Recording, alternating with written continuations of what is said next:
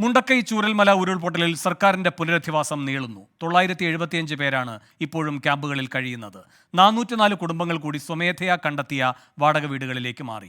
സർക്കാർ എത്ര കാലം വാടക നൽകും എന്നതിൽ വ്യക്തത വേണമെന്ന് ദുരിതബാധിതർ ആവശ്യപ്പെടുന്നു. മുണ്ടക്കൈയിൽ നിന്ന് വിപിൻ സി വിജയനാണ് കൂടുതൽ വിവരങ്ങളുമായി ചേരുന്നത്. വിപിൻ, ഈ പുനരധിവാസവുമായി ബന്ധപ്പെട്ട് ഇപ്പോൾ ഈ ക്യാമ്പുകളിൽ കഴിയുന്നവരുടെയും വാടക വീടുകൾ കിട്ടി എവിടേക്ക് മാറിയവരുടെയും ആശങ്ക എന്തൊക്കെയാണ്?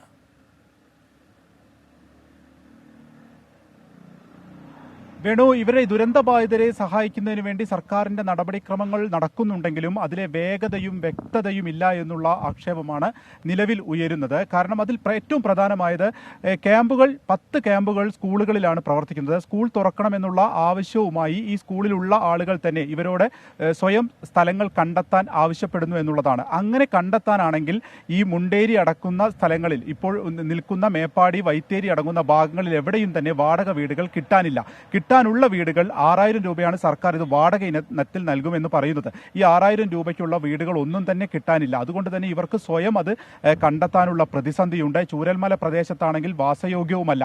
പുതിയ സ്ഥലങ്ങൾ പല വാടക കെട്ടിടങ്ങൾ സർക്കാർ തന്നെ കണ്ടെത്തുന്നതിലേക്ക് മാറ്റും എന്ന് പറയുന്നതിൽ നിലവിൽ അതിൻ്റെ നടപടിക്രമങ്ങൾ തുടങ്ങുന്നതേ ഉള്ളൂ. 1-2 കുടുംബങ്ങളെ മാത്രമാണ് ഇപ്പോൾ സർക്കാർ കണ്ടെത്തിയ സ്ഥലങ്ങളിലേക്ക് മാറ്റിയിട്ടുള്ളത്. അതാണെങ്കിൽ പല ഭാഗങ്ങളിലാണ് ഇപ്പോൾ അമ്പലവയൽ അപ്പുറത്തേക്കുള്ള സ്ഥലങ്ങളിലേക്കാണ് കണ്ടെത്തിയിരിക്കുന്നത്. അത്രയും ദൂരെ കുട്ടികളുമായി പോകാൻ കഴിയില്ല എന്നുള്ള അഭിപ്രായവും ഇവിടെയുള്ള ക്യാമ്പിലുള്ളവർ തന്നെ മുന്നോട്ട് വയ്ക്കുന്നുണ്ട്. കാരണം കുട്ടികളുടെ പഠനമടക്കം ഈ മേപ്പാടി സ്കൂളിലാണ്. ഇവിടെ നിന്നും വളരെ ദൂരെയുള്ള സ്ഥലങ്ങളിലേക്ക് ഇവരെ മാറ്റിപ്പാർപ്പിച്ചാൽ അതടക്കം പ്രതിസന്ധിയിലാകുമെന്നുള്ളതാണ് നിലവിൽ ക്യാമ്പിൽ നിന്ന് പറയുന്നത്.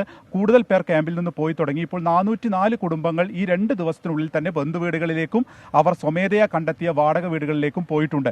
ബാക്കിയുള്ളവരുടെ പുനരധിവാസം എന്നത്തേക്ക് പൂർത്തിയാകും എന്നുള്ള കാര്യത്തിൽ ഇപ്പോഴും ഒരു നിശ്ചയമായിട്ടില്ല. അല്ലെങ്കിൽ അവർ സ്വയം കണ്ടെത്താനാണെങ്കിൽ വീടുകൾ ലഭിക്കുന്നില്ല. ഈ ഒരു പ്രതിസന്ധി ഇപ്പോൾ അവരെ സംബന്ധിച്ചിട്ടുണ്ട്. സർക്കാർ അടിയന്തര സഹായമായി 10000 രൂപ നൽകിയിരുന്നു. അതിൽ നിന്ന് EMI പിടിച്ച ഒരു വിഷയം ബാങ്കുകളുടെ ഭാഗത്തുനിന്ന് ഉണ്ടായി. അതിൽ ഇന്നലെ വലിയ രീതിയിലുള്ള യുവജന പ്രതിസന്ധികളും ഇവിടെ ഉണ്ടാകുന്ന ഒരവസ്ഥയായിരുന്നു.